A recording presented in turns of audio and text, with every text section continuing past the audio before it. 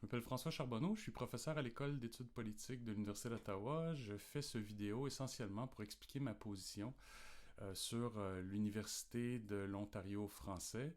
Vous savez que le gouvernement de l'Ontario, il y a quelques années, a décidé de créer cette université de l'Ontario français, université qu'elle a décidé ou qu'il a décidé d'établir dans la région de Toronto. À l'époque, quand la décision a été prise, j'ai tout de suite compris que c'était une grave erreur historique et j'ai écrit un texte pour faire connaître ma position. J'avais déjà formulé mes objections à plusieurs reprises par le passé lors des États généraux sur le postsecondaire en Ontario qui avait été organisé par le regroupement des étudiants franco-ontariens. J'avais aussi manifesté des inquiétudes privément avec certains acteurs du milieu. J'avais aussi participé à un colloque organisé à peu près 7 ou 8 mois avant l'annonce de l'Université de l'Ontario français.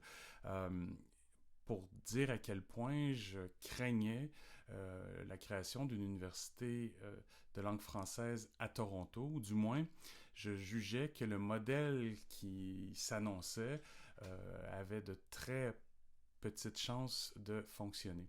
Donc, j'ai fait connaître ma position dans un texte dans le journal Le Droit à l'époque, qui avait été beaucoup lu et commenté.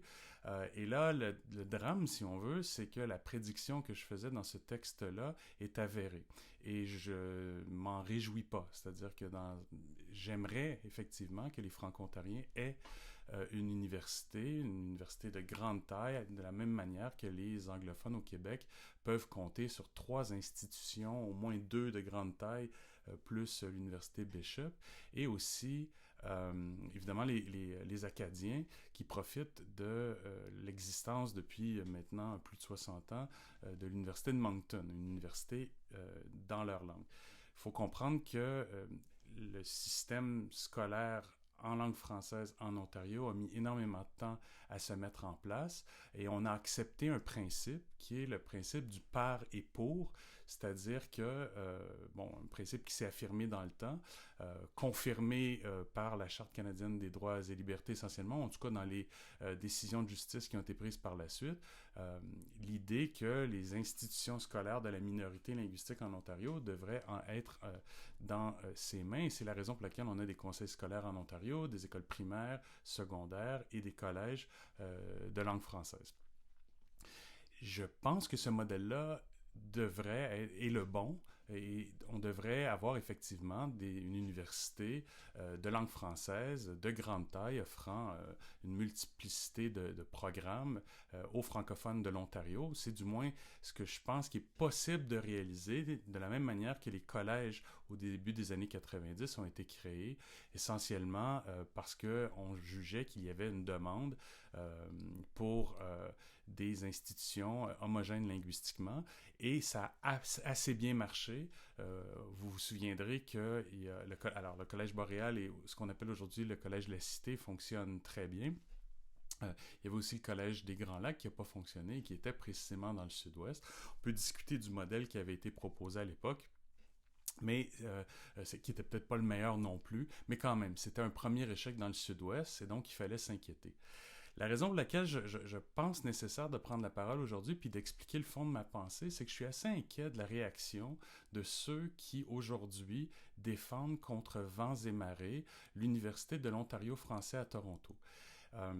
Évidemment que je préférerais ne pas avoir à prendre la parole et j'aurais aimé mieux d'ailleurs que cette institution-là fonctionne parfaitement. C'est-à-dire, s'il y avait eu 2000 ou 3000 étudiants qui s'étaient inscrits et que on avait donc, si ça avait démontré que j'ai eu tort, j'en serais ravi, sincèrement.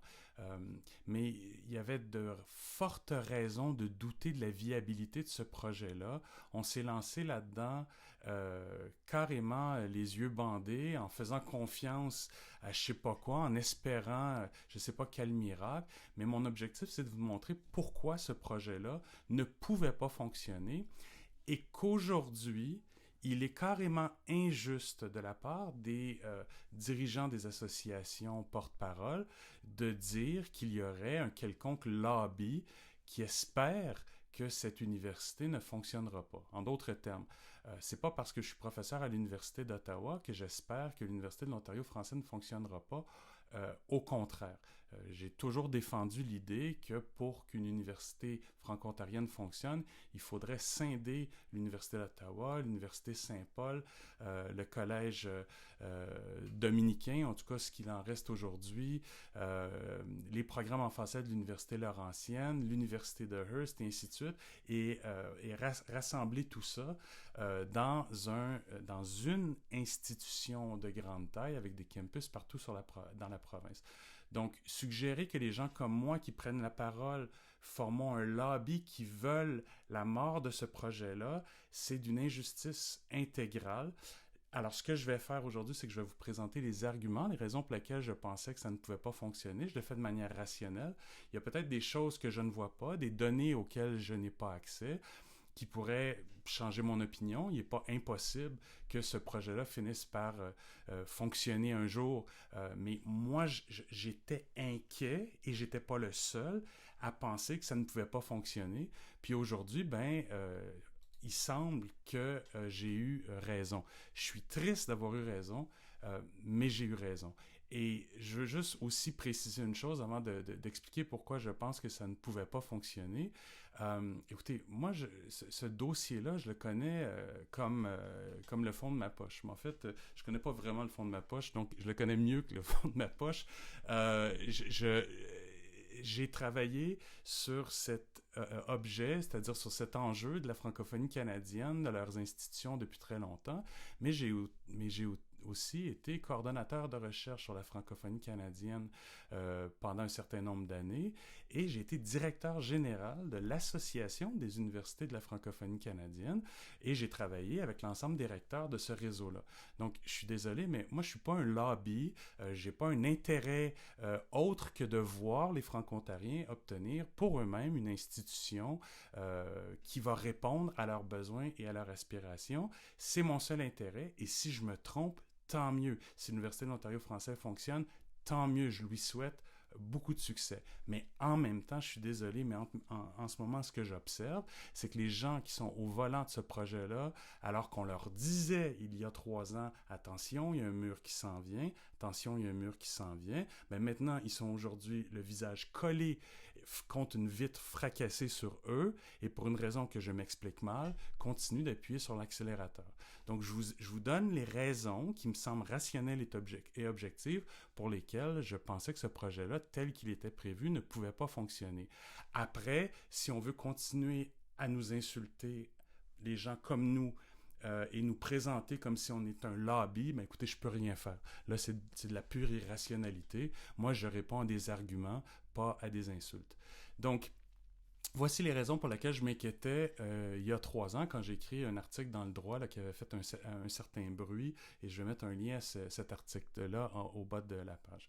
Bon, la première difficulté que je voyais avec ce projet, c'est que c'était clair qu'on avait demandé à l'époque à Diane Adam, donc, qui avait été chargée d'écrire un rapport sur la nécessité de l'Université de l'Ontario français, on lui a donné des paramètres très, très, très restreints pour faire son rapport. C'est-à-dire qu'on lui a demandé, en gros, une commande qui consistait à dire finalement de comment on va aller de l'avant avec un projet d'une université à Toronto. Ce que ça veut dire, en gros, c'est que au lieu de donner le mandat à Diane Adam de réfléchir à l'entièreté des enjeux du postsecondaire en français pour l'ensemble de la province, on lui a donné le mandat finalement de justifier les raisons pour lesquelles il devrait y avoir une université française à Toronto. Et donc, le rapport Adam, si vous le lisez, dit essentiellement ça. Il y a des besoins dans le sud-ouest et on fait et d'ailleurs les besoins, et là c'est assez frappant et assez inquiétant, il n'y a pas une démonstration convaincante des besoins. Ce qu'on annonce plutôt, c'est que c'est dans cette région qu'il y a le plus de besoins étant donné qu'il n'y a pas d'offres en ce moment. Bon, c'est un argument qu'on peut évidemment entendre ou recevoir, mais surtout parce qu'il y aura augmentation de l'immigration francophone. Donc ça, c'était et comme il va y avoir davantage de francophones qui viennent de l'immigration et qui vont venir à Toronto, on imaginait que, grâce à ça, évidemment, on serait capable de remplir donc notre fameuse université. Alors, pour moi, ça me semblait hautement problématique comme type d'argumentation. Pourquoi? Parce que ça fait l'impasse sur ce qui est le comportement langagier des gens, région par région. Et là, on touche à quelque chose d'un peu sensible parce qu'on aime bien s'imaginer comme franco-ontarien qu'il est possible d'être franco-ontarien partout en Ontario. Bien sûr qu'il est possible de vivre en français partout en Ontario, mais la réalité de la vie française est très différente d'une région à l'autre. Si vous vivez à Ottawa, vous allez entendre du français dans la rue, même si ça reste une langue minoritaire. Pourquoi? Parce qu'il y a les emplois du gouvernement fédéral, il y a le Québec qui est juste à côté, et vous avez déjà une population francophone qui représente à peu près 15 à 17% de la population de la région. Puis c'est encore plus vrai, plus vous vous déplacez dans l'est de la ville. Quand vous êtes à Toronto, il n'y a pas un quartier de Toronto qui fait, si ma mémoire est bonne, 1% de francophones. Donc, il n'y a pas de quartier français à Toronto. Puis, en plus, le français est une langue très, très peu parlée à la maison, toute proportion gardée. C'est à peu près la 19e langue, 18e ou 19e langue parlée. Là, je n'ai pas vérifié les derniers chiffres, mais essentiellement, on parle plus le tanalogue à Toronto, l'espagnol, l'allemand. Enfin, on parle tout sauf le français à Toronto, même s'il y a bien sûr des francophones à Toronto et qu'il est légitime de répondre aux besoins qui seraient le leur d'avoir des institutions postsecondaires. Il aurait fallu que la solution offerte tienne compte de ça. Donc, je ne suis pas en train de dire qu'il ne devrait pas y avoir d'institutions à Toronto. Ce que je remets en cause, c'est l'idée qu'on va créer à Toronto une université qu'on va dire franco-ontarienne et qui serait par et pour les francophones de la province. Donc, l'idée n'est pas mauvaise, le par et pour, mais regardez ce qu'on était en train de faire. Si vous lisez le rapport Adam, on prévoyait 300 inscrits pour la première année avec 2000 étudiantes et étudiants dans 10 ans. Et donc, on se félicite que ça va être par et pour, c'est-à-dire que toute l'administration, c'est l'idée, va être francophone. OK, mais en ce moment, à l'Université d'Ottawa, là, les chiffres varient. J'ai vu plusieurs chiffres circuler, mais disons, il y a à peu près, si on met de côté là, les étudiants issus de l'immersion, à peu près l'équivalent de entre 12 000 et 13 000 étudiants francophones temps plein qui vont à l'Université d'Ottawa. Je ne sais pas il y a combien de francophones à l'Université Saint-Paul, mais ça doit être à peu près la moitié des 1000 étudiants. Puis ensuite, vous pouvez aller à la Laurentienne, et là, on pourrait regarder les chiffres là aussi. Mais en bref, l'ensemble des... Donc, si le principe du par et pour est bon pour les étudiants à l'Université de l'Ontario français, pourquoi il n'est pas bon pour les étudiants de l'Université d'Ottawa? Regardez, je vais vous donner un parallèle. Imaginez si on décrétait l'égalité homme-femme au Canada. OK, merveilleux, tout le monde est d'accord avec ce principe-là, mais il va s'appliquer juste à Saskatoon. OK, mais si je vis à Ottawa, si je vis à Wawa, si je vis à... Non, on a atteint l'égalité homme-femme, mais à Saskatoon. C'est un peu ce qu'on nous proposait avec l'Université de l'Ontario français à Toronto. On peut bien claironner que c'est l'université pour les franco-ontariens. L'argument qui était présenté dans le rapport, c'est, vous savez, pour les étudiants, voyager, c'est difficile, il y a des coûts. Mais écoutez, si voyager, c'est difficile et il y a des coûts qui sont associés à ça, à fortiori, étant donné que le grand contingent des francophones sont dans l'Est et dans le nord de l'Ontario, je veux dire, ces étudiants-là qui veulent aller à l'Université de Toronto, imaginez ce que ça leur demande, c'est-à-dire partir de chez eux, puis aller vivre à Toronto, là où ça coûte hyper cher, où là, ils vont être dans la société encore plus minorisée qu'ils ne l'étaient auparavant. Donc déjà là, ça posait un certain nombre de problèmes, mais à la limite, on pourrait se dire, écoutez, s'ils avaient scindé les institutions, puis avaient créé un grand campus à Toronto, on aurait peut-être pu, sur la base des programmes qui existent déjà, on aurait pu envisager une université de grande taille ou de moyenne taille à Toronto, de 3 000, 5 000 étudiants. Enfin, c'est pas tout à fait une grande taille, mais c'est pas ce qu'on a choisi de faire. En fait, quand on regarde le programme, ce qu'on a fait, ce qu'on a accepté, et c'est là où, je suis désolé, mais c'est c'était impensable que ça fonctionne, étant donné ce que je m'apprête à dire maintenant. Étant donné que Ottawa, donc l'Université d'Ottawa, offre déjà des programmes à Toronto, ce qu'à peu près personne n'a rappelé dans les médias, a un campus là-bas et tout ça, étant donné que la Laurentienne et l'Université d'Ottawa voulaient protéger leurs acquis, sans parler du Collège Glendon, on a interdit, écoutez bien ce que je vais dire, à l'Université de l'Ontario français de dédoubler les programmes qui existent déjà. Ce qui veut dire que l'Université de l'Ontario français a accepté, c'est du suicide, je suis désolé, mais c'est la réalité, a accepté de se créer sans avoir le droit d'avoir une faculté d'éducation. Évidemment, pas de faculté de droit, pas de faculté de médecine. On ne va pas former des mathématiciens parce que ça se ferme à Ottawa. On ne va pas former des sociologues, des géologues, Je veux dire, on va former quoi? Et donc là, si vous allez voir les programmes qui étaient prévus, c'est une formation sur la diversité, enfin, des trucs qui répondent à aucun des besoins identifiés par les États généraux sur le poste secondaire qui avait été organisé par le regroupement des étudiantes et des étudiants franco-ontariens il y a maintenant 6 à 7 ans, là, si ma mémoire est bonne. En tout cas, les premières fois où on avait été consulté. Donc, imaginez ce qu'on nous propose, là. Un campus à Toronto, une ville où le fait français et le comportement langagier des francophones eux-mêmes nous montrent que les étudiants ont tendance à faire leur primaire en français, mais quitter et ne pas poursuivre au secondaire. Et les rares qui poursuivent, et après le secondaire, très très peu se rendent effectivement à l'université. Donc on peut dire, si on le crée, cette université, peut-être que ça va attirer les étudiants, mais c'était un pari. Hein? On n'avait pas de preuve que c'était pour se produire. On vise aussi les immigrants, mais la réalité, c'est que les immigrants à Toronto se comportent comme les francophones de Toronto, de la même manière que les immigrants francophones à Ottawa se comportent comme les francophones à Ottawa, et dans le Nord, c'est la même réalité.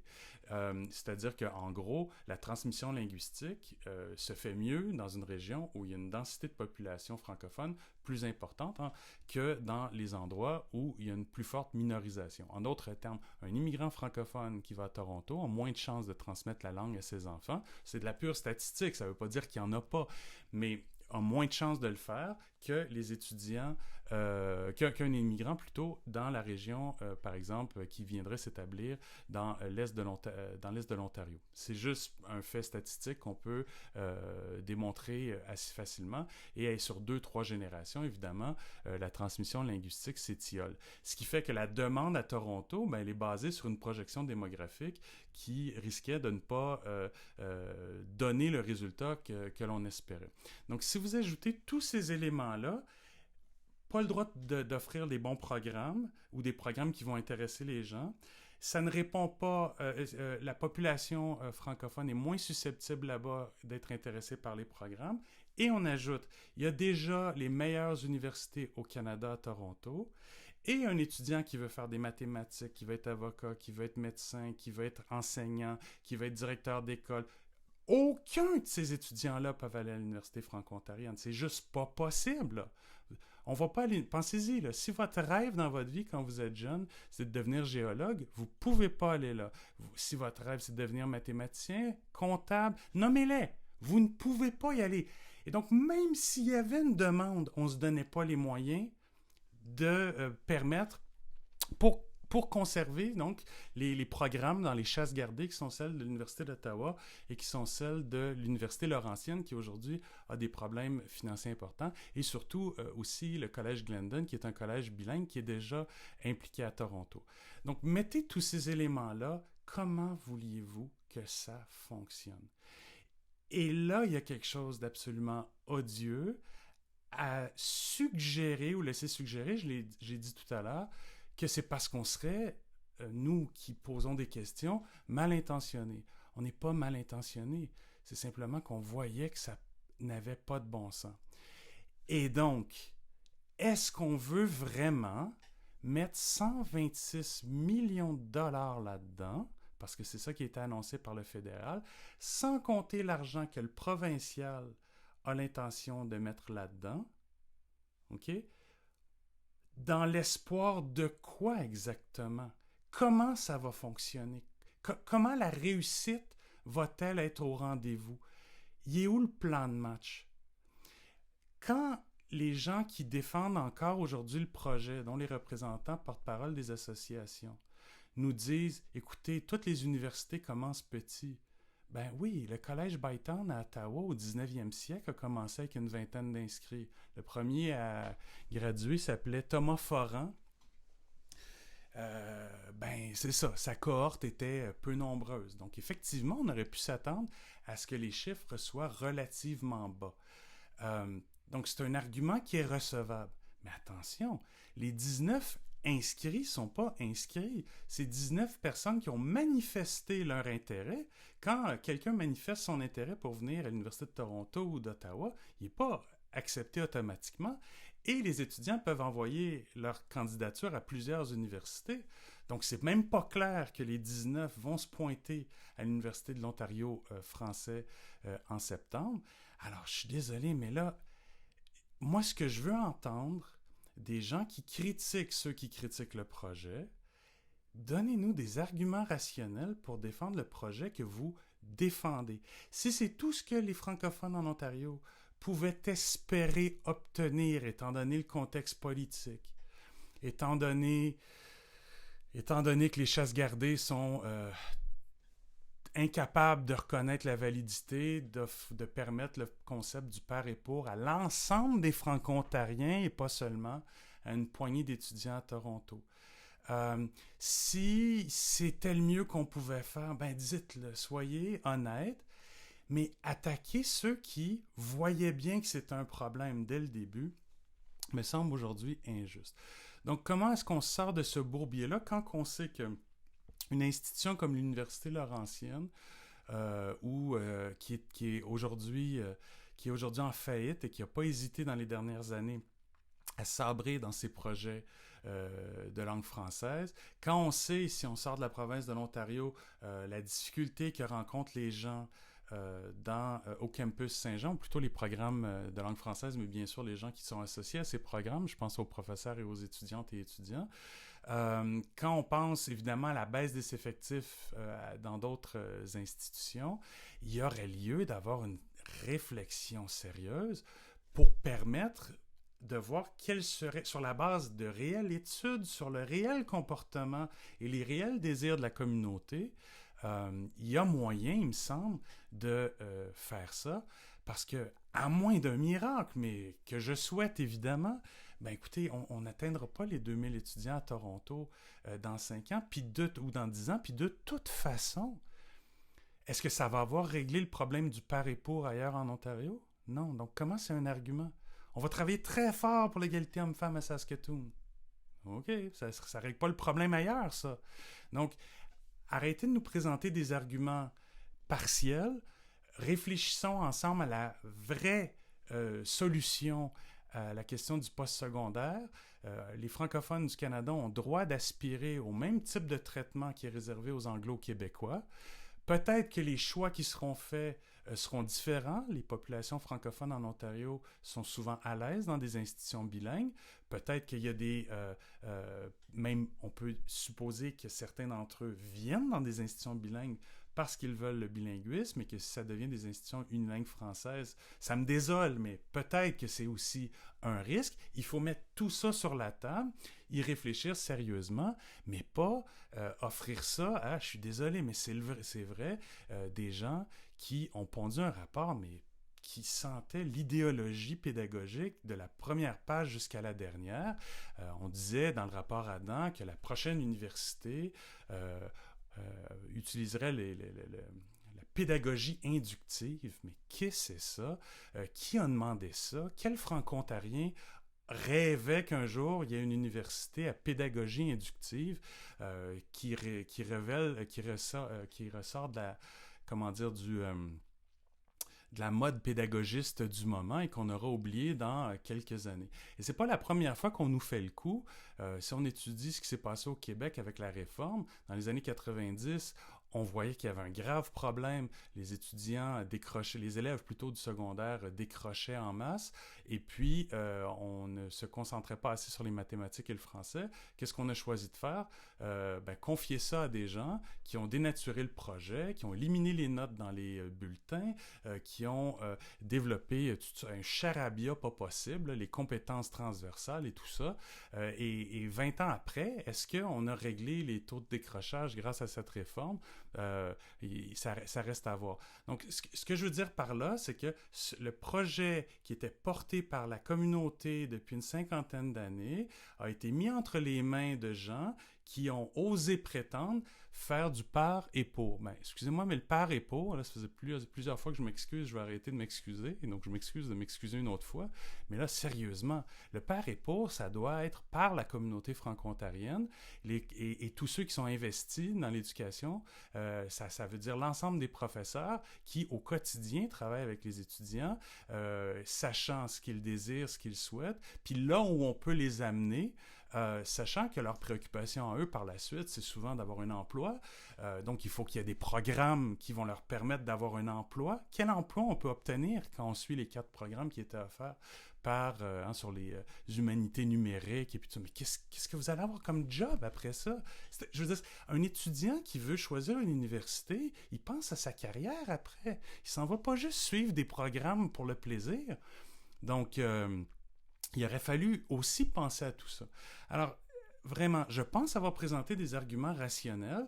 Si je me trompe, s'il y a des documents que j'ai pas vus, s'il y a des études qui démontrent qu'attendez, c'est prévu, là, on était pour en avoir 15, 20 étudiants au début, puis je vous assure que dans 10 ans, il va y avoir une énorme université à Toronto, puis tout le monde va être content, tant mieux. Mais à date, c'est pas ça que j'entends. J'entends des insultes puis une panique. Et ça, c'est pas une bonne chose pour la communauté francophone de l'Ontario.